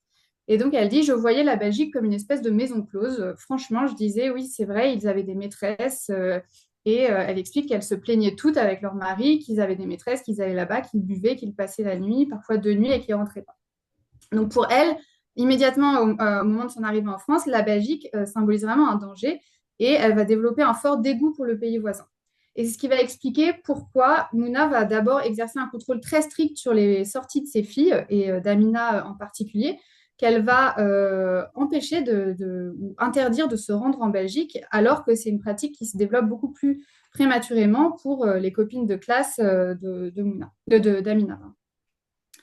Et c'est finalement seulement à partir de 17 ans, quand Amina va commencer à travailler, obtenir son permis de conduire et fréquenter des jeunes femmes ayant accès à une voiture, qu'elle va commencer à se rendre en Belgique, alors que ce sont des pratiques qui démarrent beaucoup plus tôt pour d'autres, comme on va le voir dans le cas de Grégoire. Donc ici, il y a un dégoût de la Belgique construit par la mère, et des interdits familiaux qui vont conduire à ralentir la fréquentation de la Belgique. Il n'y a pas du tout d'accompagnement parental de la mobilité dans le pays voisin, ce qui paradoxalement va attiser le désir pour le pays voisin du côté d'Amina. Mais donc c'est finalement Amina elle-même, donc la fille, qui initiera sa mère à la mobilité transfrontalière bien plus tard dans sa trajectoire, quand elle-même aura eu des enfants et qu'elle emmènera manger toute la famille des frites en Belgique. À l'inverse, Grégoire, il est né à peu près à la même période, en 1961, dans un quartier privilégié de Marcq-en-Barœul, une ville plus qu'au sud de l'agglomération lilloise, et sa mère est elle-même issue d'une famille mixte franco-belge, et elle a de la famille à la fois sur la côte belge et à proximité de Bruxelles. Et alors que pour Amina, donc les sorties en Belgique vont être très tardives et subversives, puisqu'elle va devoir braver des interdits familiaux pour le faire, Gabriel va connaître une carrière festive et des pratiques très autonomes beaucoup plus tôt, et plus diversifiées, notamment parce qu'il a accès à une mobilette et qu'il va pouvoir se rendre en autonomie ou avec ses copains très tôt dans des bars où l'autorisation de boire de l'alcool est beaucoup moins restreinte qu'en France. Et donc, il va découvrir une étendue de bars, de restaurants et des lieux frontaliers beaucoup plus vastes et beaucoup plus tôt qu'à Mina. Et pour finir, Grégoire et Amina vont se rencontrer dans une boîte de nuit en Flandre, mais on voit qu'ils se rencontrent à un moment de leur trajectoire où leur carrière festive et leur connaissance de la Belgique est très différente du fait de leur milieu familial d'origine. Donc ces deux cas fortement polarisés montrent que la socialisation transfrontalière, elle est en fait modulée par les conditions matérielles de mobilité, par une disponibilité biographique aussi.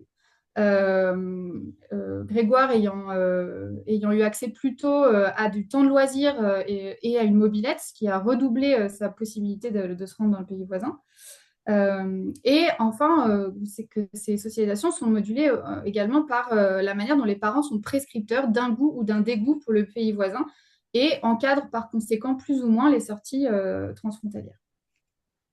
Et donc, ça montre, il me semble que les mobilités enfantines, en fait, ne peuvent se comprendre que replacées plus largement, non seulement dans le milieu d'origine, mais aussi dans la pente des trajectoires sociales et individuelles, puisque pour Amina, les mobilités transfrontalières, elles vont vraiment participer d'une mobilité ascendante. C'est par l'accès à la mobilité transfrontalière, même si elle a été empêchée dans l'enfance, qu'elle va finalement faire la rencontre de Gabriel et donc accéder à un couple plus hétérogame, accéder à un milieu social plus favorisé.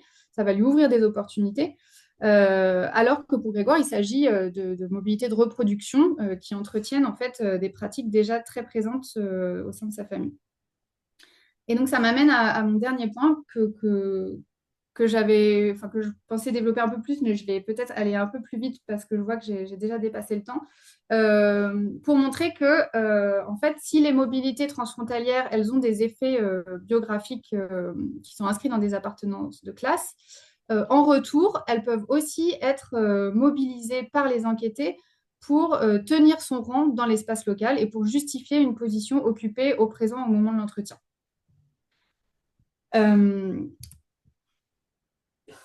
Pour faire vite, les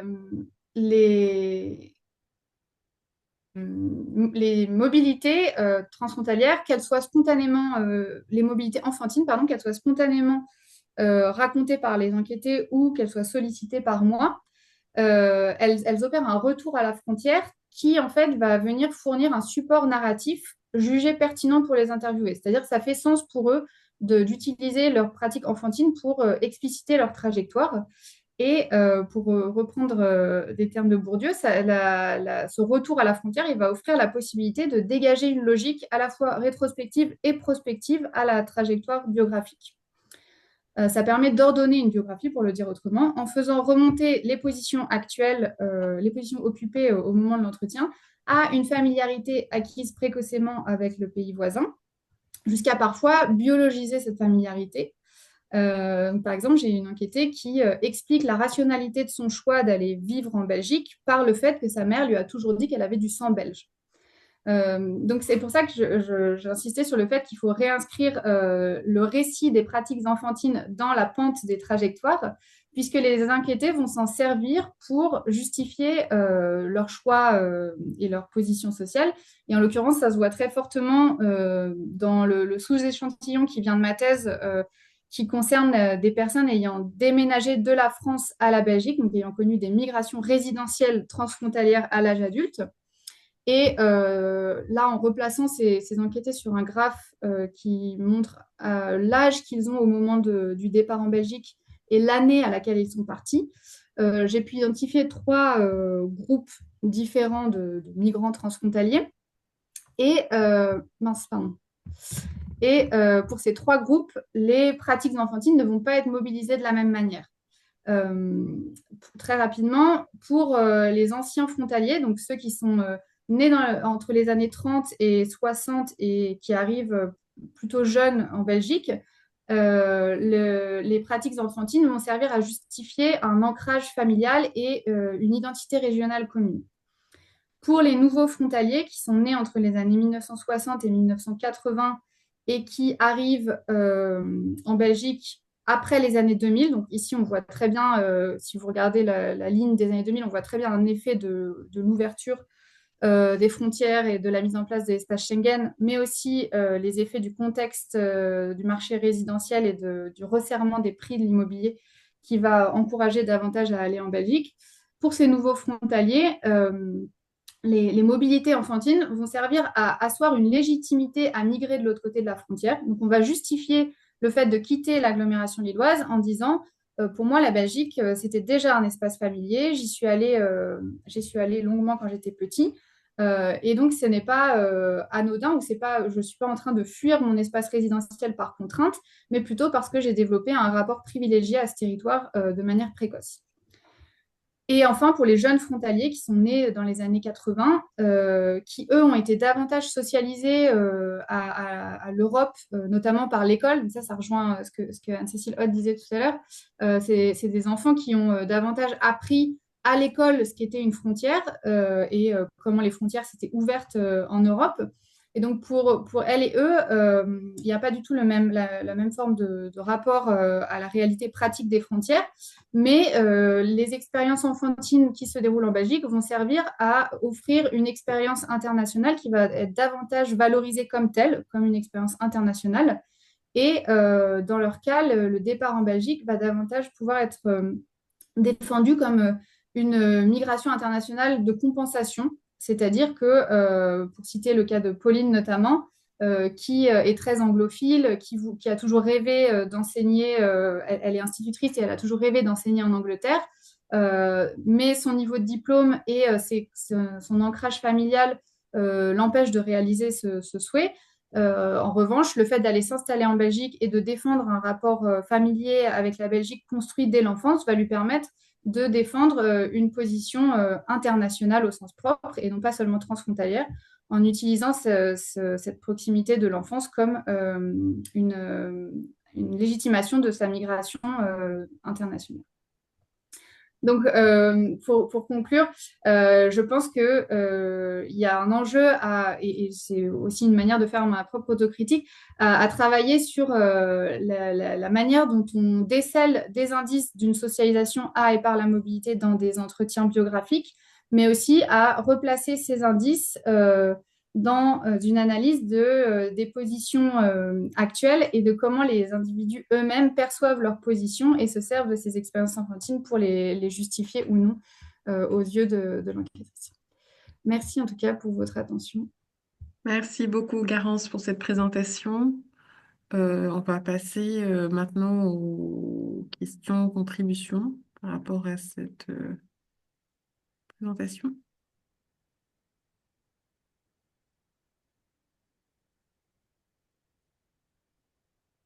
Moi, j'avais une petite question. J'ai été assez interpellée par Amina, à qui sa mère peut-être interdisait de traverser la frontière belge, outre le dégoût entre guillemets fait de la Belgique du fait de son expérience personnelle. Est-ce que le genre aussi, la question du genre aussi prend une place dans cette interdiction? Donc j'ai cru voir dans l'arbre généalogique qu'elle avait quatre frères.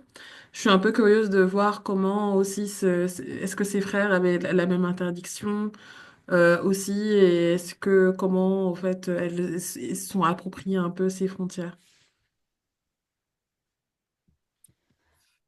Oui, effectivement, c'est très genré. Là, il y a une double injonction en fait qui pèse sur Amina du fait de son origine immigrée et son genre à faire bonne figure et à ne pas tomber dans euh, la débauche qui caractérise, selon Amina, la Belgique. Et donc, elle doit vraiment tenir son rang aussi dans l'espace local et elle raconte que malgré tout, ses frères lui ont permis d'avoir des petites expériences de sortie à Roubaix quand elle était jeune, mais elle accompagnait ses frères dans un café local de Roubaix mais elle se cachait pour que les passants, et notamment les voisins et les voisines de sa mère, ne puissent pas la repérer. Mais il est probable que ces petites expériences où elle a enfreint les interdits parentaux, en tout cas de sa mère, très tôt avec l'aide de son frère, a ensuite pu l'encourager davantage à aller plus loin dans les sorties et donc à se rendre en Belgique. Donc il y a vraiment une progression dans ce qu'elle a pu entreprendre comme mobilité, mais les interdits pesaient bien davantage sur elle et sa sœur que sur ses frères qui n'avaient pas à démontrer de leur probité ou la moralité de leur conduite dans l'espace public. Merci beaucoup. Il y a une question de Leslie.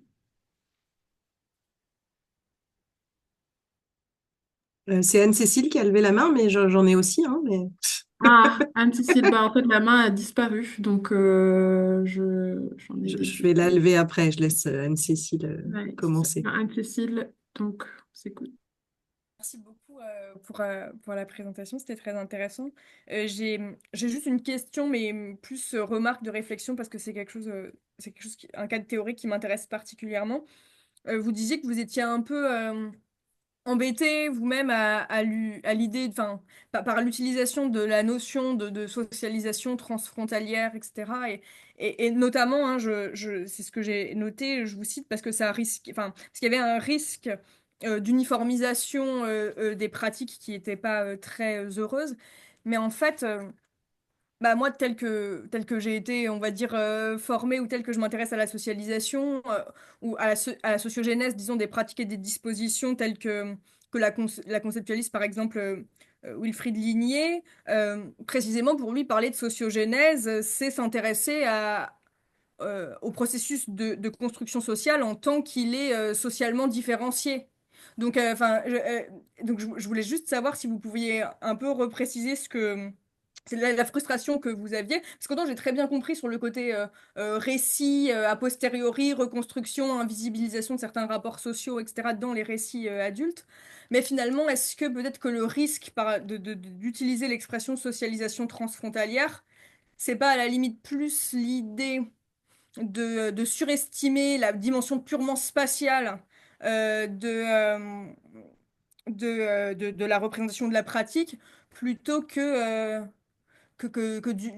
d'uniformiser les mécanismes sociaux, parce que précisément, il me semble qu'on peut tout à fait utiliser, ou que c'est même le plus souvent le cas, l'idée même de socialisation ou l'approche socialisatrice ou la sociogénèse, précisément pour différencier en fait socialement par des rapports sociaux de classe, de genre, de race, etc., des pratiques et des dispositions. Donc, moi, enfin, ça m'intéressait cette réflexion théorique un peu que vous avez commencé à développer sur cette notion. Merci beaucoup. Bah, merci en retour. Bah, je pense que vous avez bien résumé les choses, c'est-à-dire que oui, le risque que je vois, mais je ne l'ai peut-être pas dit assez clairement, c'est effectivement de spatialiser tellement la notion de socialisation, puisque la réflexion part d'un ensemble de travaux qui s'intéressent à la socialisation à et par la mobilité. Et donc, il y a un risque de faire du poids de la frontière un élément tellement déterminant qu'on en oublie les autres. Et donc, en fait, de regarder non plus l'imbrication des socialisations et le temps long de la socialisation, mais plutôt de se concentrer sur des instances de socialisation qui seraient uniquement spatialisées au risque du coup de ne voir les dispositions incorporées que comme des dispositions à la mobilité et non des dispositions culturelles liées aux représentations, notamment sur les opportunités que pourrait offrir le pays voisin, ou des dispositions économiques sur la manière de se comporter à l'échelle transfrontalière. Donc c'est en ce sens-là que effectivement, je, je faisais mon autocritique. Voilà. Super, merci beaucoup. Merci. Alors, il y a Leslie qui a levé la main. Oui, bah, il y a en partie des éléments qui ont déjà été évoqués dans, dans la question et la réponse juste précédente, mais oui, j'aimais bien cette idée de revenir sur, d'une certaine façon, on pourrait expliquer ça, rattacher ça à l'illusion biographique telle que Bourdieu le, le, le mentionnait, et aussi plus largement peut-être aux travaux, je pense aux travaux d'Abbott sur les tournants, de comment on fait raconter les tournants et les changements de pratique qui, de toute manière, se comprennent en tant que processus même sur le temps long et forcément par la reconstruction narrative, avec toutes les limites que ça comporte. Donc, merci pour ce rappel. Après, sur la socialisation à et par la mobilité ou l'association à et par l'espace, pour reprendre les travaux de Joanny Caillouette-Rambière et enfin, leur introduction là au numéro qui a été super bien. Oui, je ne sais pas s'il faut pas voir ces socialisations spatiales comme modalité supplémentaire de remettre en discours des formes de socialisation on attrape par par d'autres variables. Enfin, variable, c'est pas le bon terme, mais par d'autres références ou si c'est, enfin, voilà, et de les mettre en lien avec des pratiques, sachant qu'effectivement, c'est profondément mêlé à une diversité de rapports sociaux et de pratiques ou de dispositions qui renvoient pas explicitement ou que à l'espace et à la mobilité, mais qu'effectivement, peut-être qu'à force de vouloir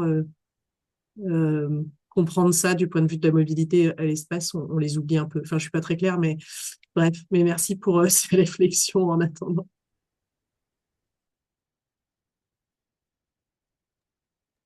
Merci beaucoup. Ah, Garance, vous vouliez répondre? répondre, oui, c'est la Non, question. enfin, juste pour remercier Leslie et pour dire que effectivement, c'est un peu comme.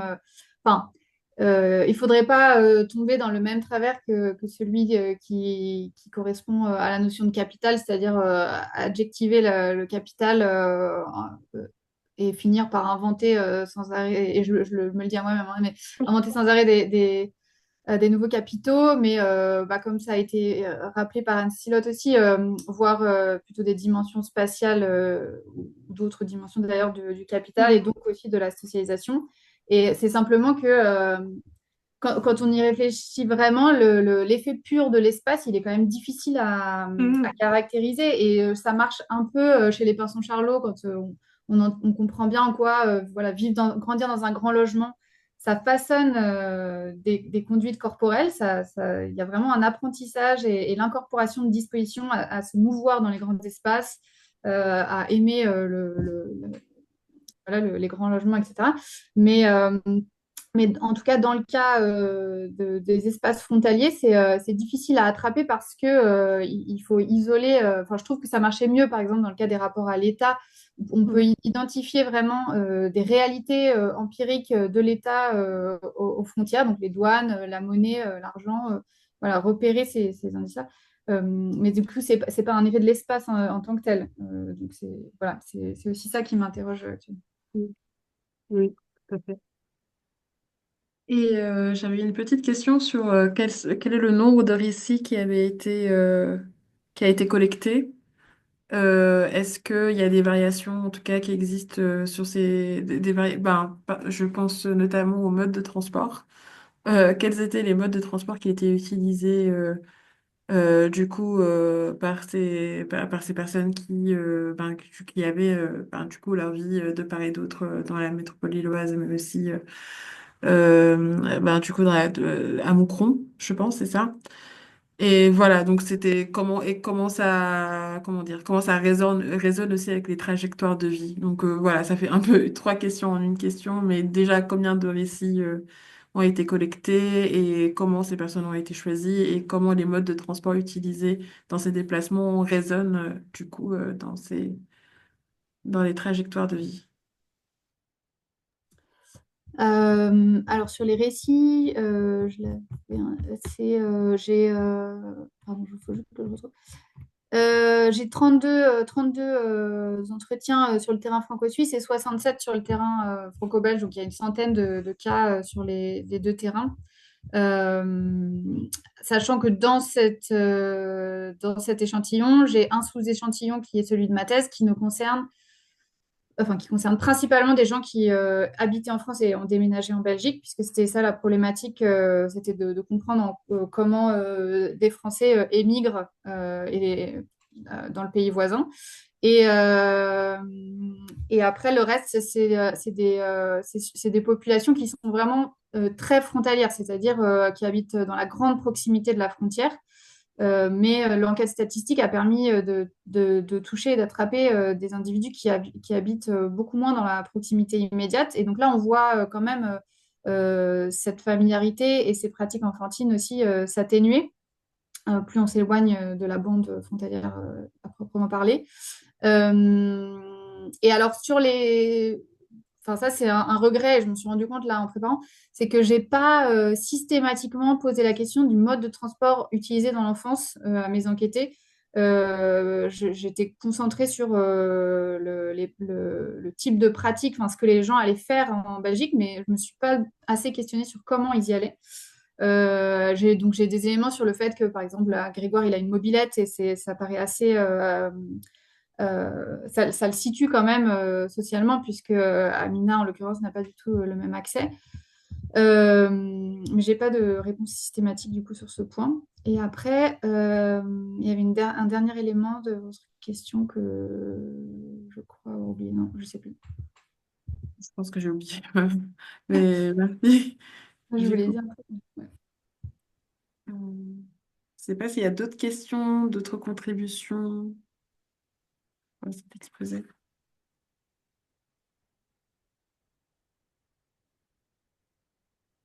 Super. Je pense qu'on va pouvoir peut-être conclure.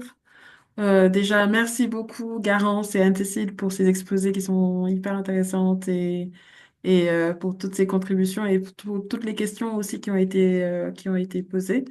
Donc, c'était la dernière session de VMUB de cette année 2024. Donc, on se donne rendez-vous le 10 janvier avec une présentation à deux regards. Donc, il s'agira de Gloria Thomas, qui est une doctorante en Sicile, qui va nous présenter en fait comment la vitesse va influer, en tout cas, va influer dans la conception même du territoire.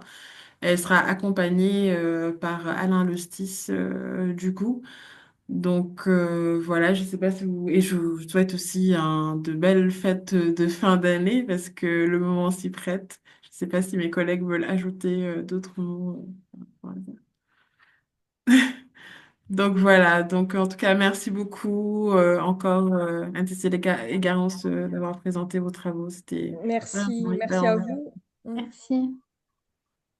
Merci, Bonne merci fin beaucoup. d'année. Merci Merci beaucoup. Bonne fin d'année. beaucoup. Bonne fin de fin d'année. Merci aux Merci, organisatrices. vous aussi. Merci, à l'année prochaine.